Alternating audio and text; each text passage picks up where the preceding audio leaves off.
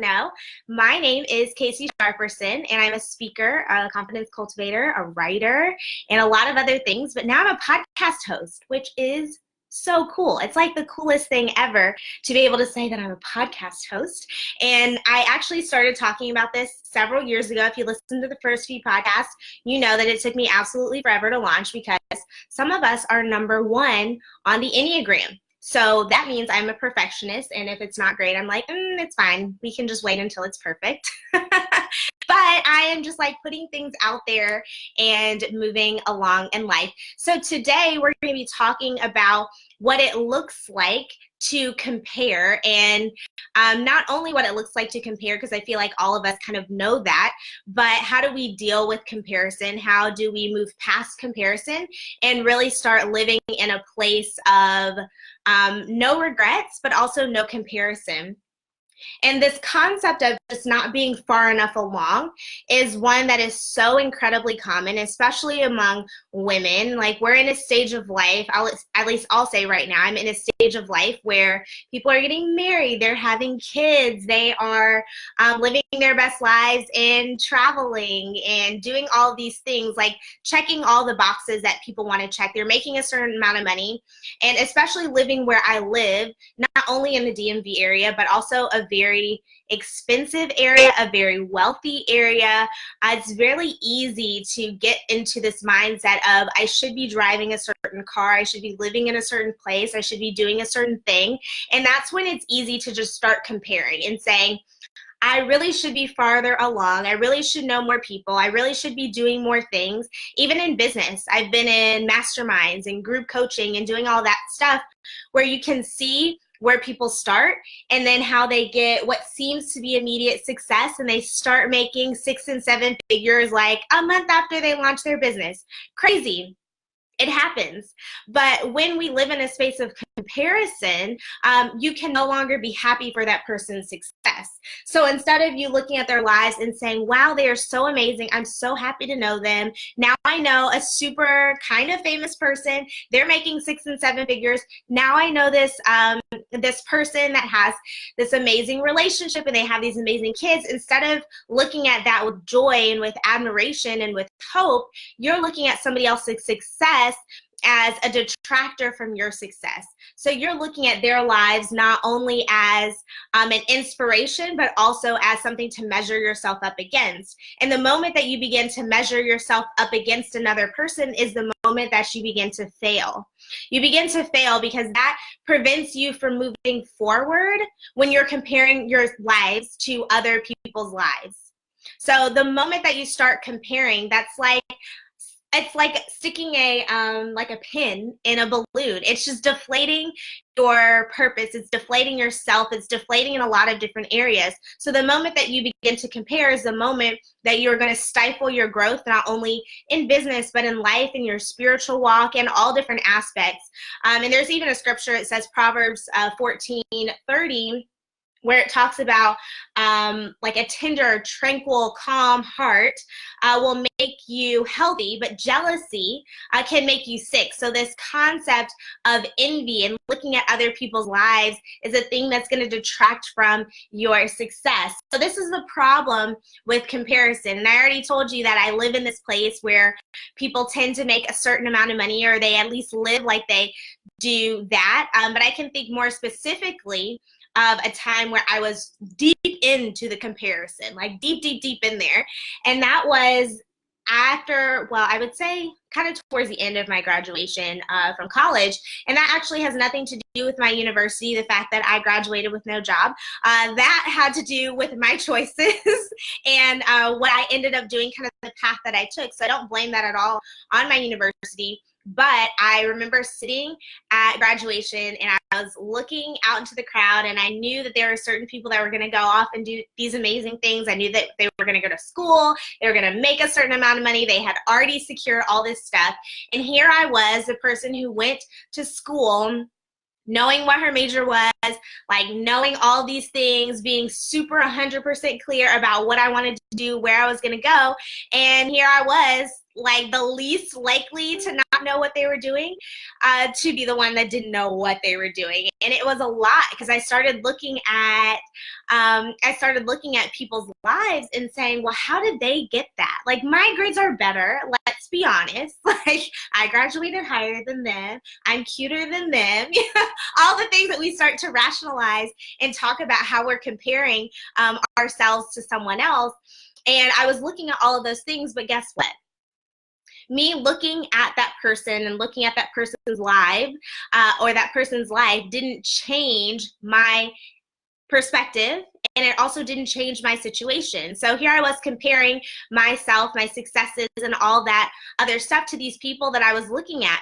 And again, it didn't help anything, but the first thing that I learned is that my path was my own. And so even though I had this anticipation of all the places that I was going to be by that time, that didn't happen. And so on this podcast, I wanted to share with you kind of what this path of comparison looks like. What are 3 different things that you can do to remember as you fight past this jealousy, as you fight past envy and comparison, because again, you looking at someone else's life and tearing that person's successes down doesn't impact where you are and what you're doing. So the first thing to remember is that your path is your own. And that was the thing, like, even though I was sitting at that graduation with all of my accolades on, like, I graduated with, you know, status or whatever, and also graduated with no job. So as I was sitting there, I remember just thinking, like, how in the world is this going to impact my future? Like, I don't know what I'm going to be doing. I don't know where I'm going to be living, except I'm moving back home, which is like, who wants to do that? I surely didn't. So, so looking at that, and realizing that my path was my own. It was my own special path, because if I had gone down the path that I anticipated, which was law school for a really long time, and then when I changed my mind, I wanted to go get my MBA, if I had done that, I can guarantee you that I would not be doing what I'm doing right now. I would not be speaking. I would not be traveling. I may be doing that in another capacity, but my awakening came from that moment when I was sitting at graduation not knowing what I was going to do. So your path is your own. So before you begin comparing yourself to where you feel like you should be, then you realize that your path is not your own. And that's number 1. Number 2 is when you're in that space of comparison, whether you're in a place where you anticipate being, or you're in a place that's longer, like you're single for longer than you wanted to, you're not making as much money as you wanted to, you're living in a place that you hate longer than you wanted to, what can you learn in that time, and what can you learn in that season? Because I ended up moving to Virginia, and I did not want to be there. I really tried to leave, and the first 2 years I lived in Virginia, I was trying to leave. But for sure, the first 6 to 7 months, I was out. Like, I was done with Virginia, mostly because it was a terrible situation. But I wasn't getting paid enough. I already talked about that in the podcast, so go look it up. So I wasn't getting paid really, and it was just a horrible situation. But what I learned from that job, from that situation, was not only to stand up for myself, but I also learned a real life situation that people are not always going to respect your brilliance. They're not always going to respect what you bring to the table. And in those moments, I was able to stand up for myself and be like, here's what your girl is not going to do. She doesn't play this game. And I was able to learn all of these different skills and also hone into different things like corporate training and mentorship and all that stuff that I do now. I learned in that season of doing things that I didn't want to do. And I was looking at other people like, yo, why are they making more than me? Why do they get to travel the country and I am here in Virginia poor? Like, this is not fun. This is not fun. But again, instead of comparing my life to these people, which gave me absolutely nothing, I was able to say, you know what, I'm going to learn everything that I can in this time and in this season and move on, right? So that moves on to my 3rd point, which is timing is everything. Timing is everything. So we can anticipate that we want to move forward, that we want to transition, that we want to shift, but know that your life can change in a moment.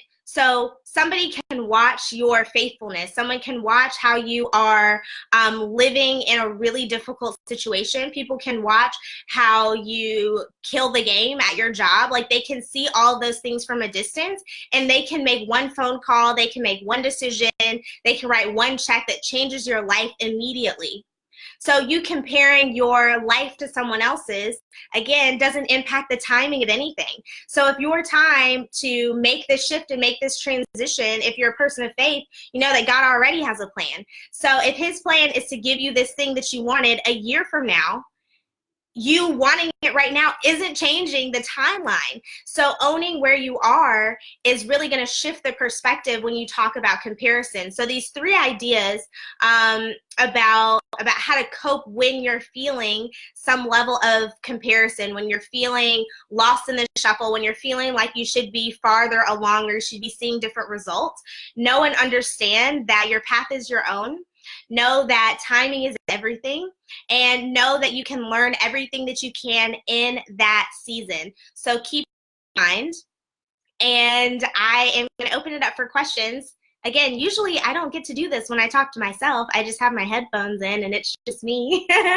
But want to see if you all have any questions, any thoughts. I'm seeing tons of engagement over here on Instagram. So, hey, Abu, thank you so much for chatting. It was great to see you in Atlanta. But want to see, I'm going to open up for like literally 2 minutes, or else I'm going to be talking to myself, and that is always awkward and uncomfortable.